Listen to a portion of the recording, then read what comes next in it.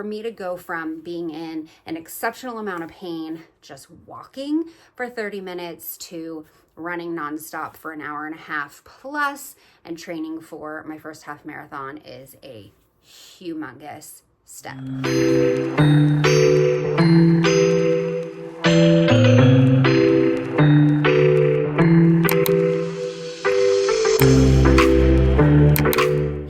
Welcome back to my channel. My name is Miranda. I am a bariatric patient and I am currently training for a half marathon 2 years post-op, which has been quite an experience.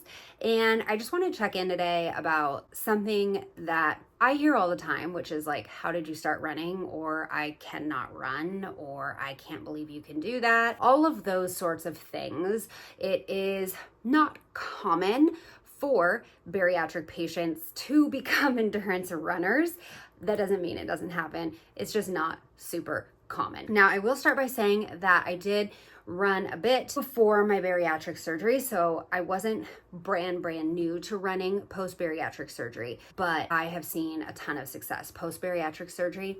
And I would like to also say that pre-bariatric surgery, I was in a state where I was in a lot of pain all the time, even walking. So even trying to walk for 30 minutes would cause me a significant amount of pain, and it was not a great experience. So for me to go from being in an exceptional amount of pain, just walking for 30 minutes, to running nonstop for an hour and a half plus and training for my first half marathon is a humongous step. So I just wanted to kind of make a video today to check in and talk about how did I get here post bariatric surgery. And there are a couple of tips that I really lean on. So tip number one, truly slow down to speed up. And that is my biggest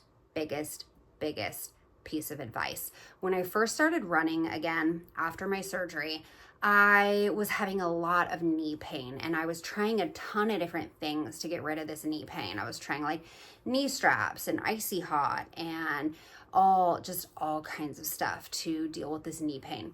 And it wasn't until I finally heard somebody say slow down to speed up and actually really tried to work through that I resolved that issue with my knee pain, along with getting better shoes. Slow down to speed up essentially means working on your form before you increase any speed. And it's really difficult because I really like to push myself and challenge myself and go further and faster and stronger and better. And scaling back to really slow down and focus on my form felt almost like I was backsliding and losing progress, but that's not the case at all.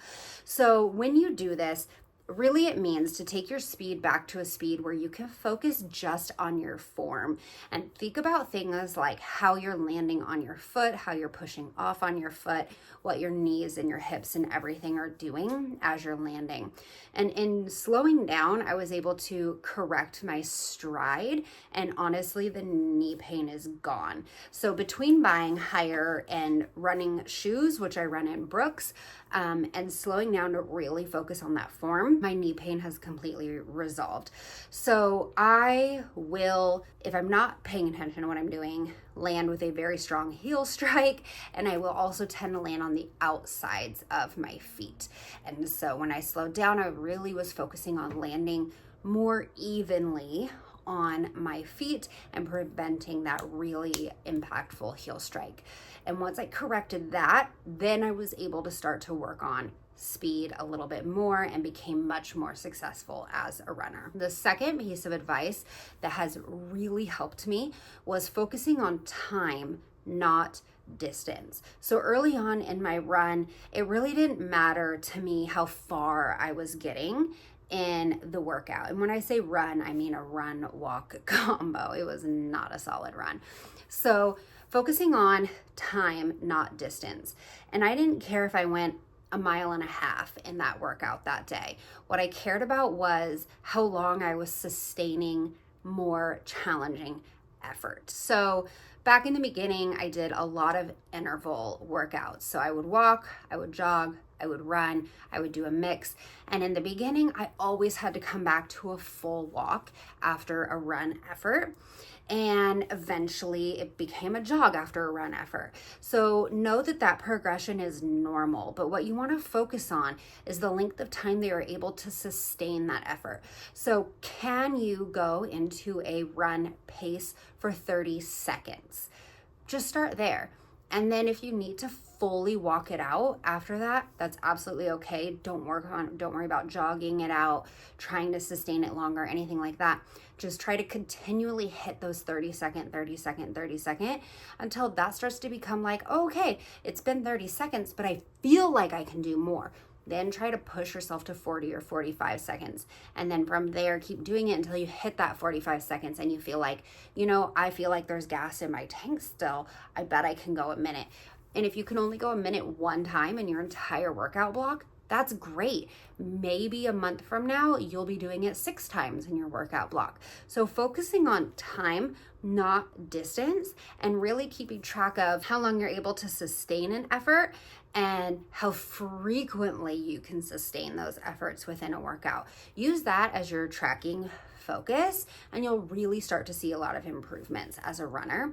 And then from there, the rest of it kind of follows along. So you'll eventually get to a place as you're sustaining these efforts longer that jogging becomes an okay recovery in the middle. Whereas before you had to fully walk it out, you're noticing I'm not as gassed and now I can jog in the middle to recover. And then, one day you'll be just completely blown away by what you can do.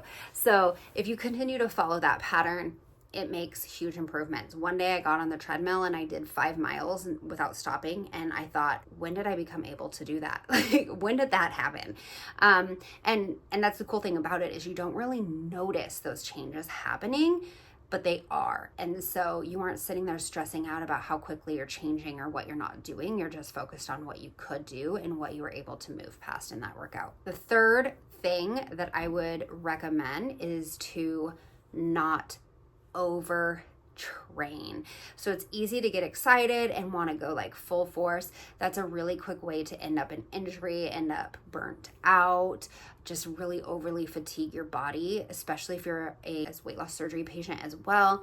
And it can lead to a lot of injuries. So make sure you're really balancing it with strength work, balancing it with rest days, and even like easy days. So don't go like full speed every single day. The first day that I realized I could do 5 miles without stopping, I was like, I want to do that every day. That was amazing. Let's do it every day. And then I did it again the next day, and the back to back of it was too much. And so even sometimes I don't follow my own advice, but back to back of it was a lot. So scale it back, really create that mix and that variety in your endurance workouts so you don't overtrain, injure yourself, burn yourself out, or become overly fatigued. Because what would happen to me when I would do that, and I'm very guilty of falling into like overtraining and overexerting too frequently. But what would happen when I would do that is my body would get so tired, so burnt out and run down and fatigued that then I couldn't execute a workout for several days in a row. Like it was just physically so taxing on my body that I couldn't do anything.